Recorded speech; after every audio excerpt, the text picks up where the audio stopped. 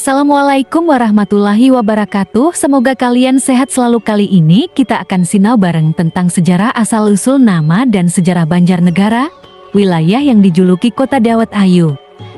Banjarnegara merupakan salah satu kabupaten yang berada di Provinsi Jawa Tengah.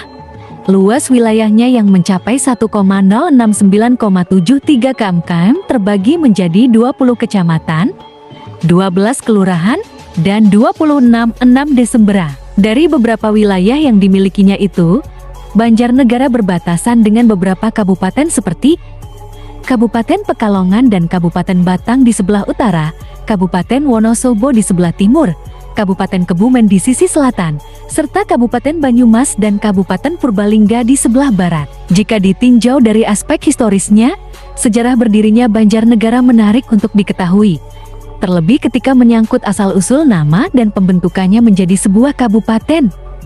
Berdirinya Kabupaten Banjarnegara diketahui telah melewati dua periode, yakni Banjar Pertambakan dan periode Banjar Watu Lembu. Pada awal berdirinya Kabupaten Banjarnegara dimulai dengan nama Banjar Pertambakan, yakni periode tahun 1582 sampai dengan 1780 di bawah kekuasaan Kerajaan Pajang dengan Raja Sultan Hadiwijaya. Berdirinya kabupaten yang berjuluk Kota Dawet Ayu ini tidak dapat dipisahkan dari kisah perjalanan hidup dari Raden Djoko Kaiman yang merupakan menantu Adipati Wirasaba atau Adipati Wargahutamai. Setelah Adipati Wargahutamai meninggal, Djoko Kaiman kemudian melanjutkan tongkat estafet kepemimpinan untuk melanjutkan pemerintahan di Kadipaten Wirasaba dengan gelar Adipati Wargahutama II. Atas izin dari Raja Sultan Hadiwijaya di Ajang, Raden Djoko Kaiman melakukan pembagian wilayah kekuasaan Wirasaba menjadi 4 wilayah, yaitu Wirasaba, Merden,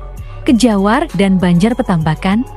Diketahui peristiwa pembagian ini terjadi pada tanggal 6 April tahun 1582 oleh karenanya tanggal tersebut kemudian menjadi permulaan sejarah pemerintahan Banjar Pertambakan. Pada periode Kadipaten Banjar Pertambakan, pada saat itu telah mengalami pergantian adipati sebanyak 12 kali masa kepemimpinan. Dari sekian banyaknya pemimpin kota Banjar Pertambakan, terdapat beberapa pemimpin yang menjadikan wilayah kadipaten ini memiliki kemajuan. Bupati KRT Tambak Yuda 1680 sampai 1698 ditugaskan oleh Raja Sri Amangkurat Amral. Bupati KRT Tambak Yuda kala itu diperintah untuk membangun irigasi Kali Serayu. Tujuannya adalah untuk memperkuat sisi ketahanan pangan yang berbasis pertanian.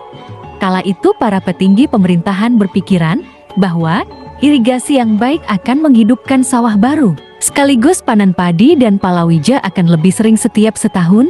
Selain itu, KRT Tambak Yuda juga dikenal sebagai ahli metalurgi atau logam, terutama senjata tradisional keris. Beliau diketahui menguasai pengetahuan sekitar 24 pamor keris, diantaranya pamor beras wutah, randuru, sekar pala, suluringin, udan mas, pandan binetot, dan ombaking banyu. Adipati ini juga menguasai ilmu penempaan besi, diantaranya besi mangangkang yang berwarna hitam keunguan, dan pemakainya akan dicintai oleh banyak orang atau bisa menjadi penawar racun.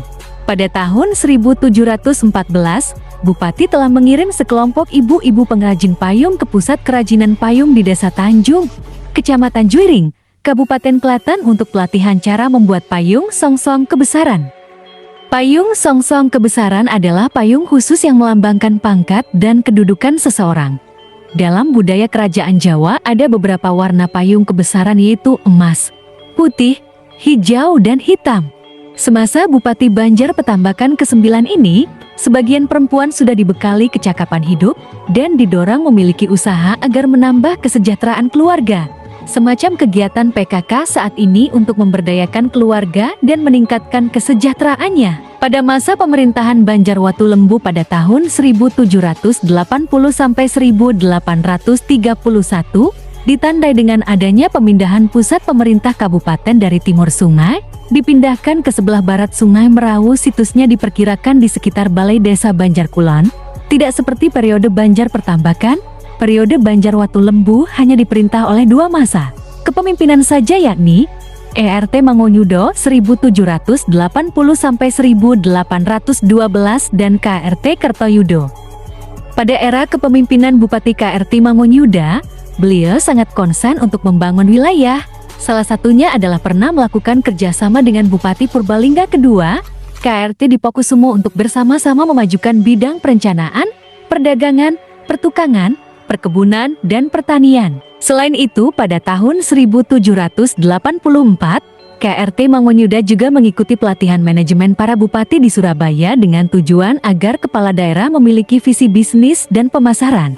Kala itu, Bupati Mangonyuda berkepentingan memasarkan produk unggulan daerah Banjar, di antaranya gula kelapa. Kepemimpinannya berakhir lantaran dirinya gugur dalam pertempuran saat melawan kolonialisme untuk membela Raja Surakarta Hadiningrat, sehingga beliau dijuluki Mangonyuda Sedoloji, karena meninggal di loji bersama pasukannya.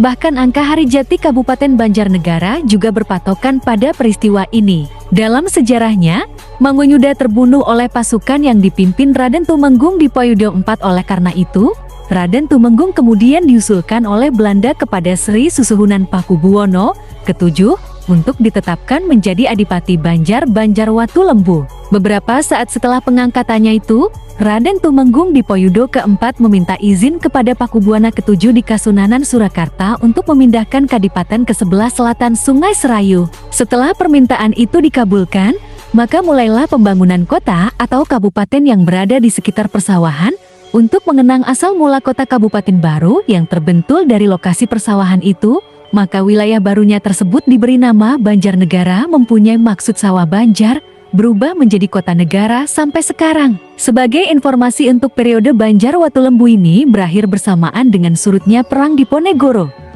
Kala itu berakhirnya Perang Diponegoro menghasilkan beberapa perubahan-perubahan konstelasi politik di dalam keraton dan kekuasaan di daerah, termasuk pengaruhnya di wilayah Kelen, yakni Karesidenan Banjarmas yang meliputi Rijen Cap Banyumas, Cilacap, Purbalingga, dan Banjarnegara.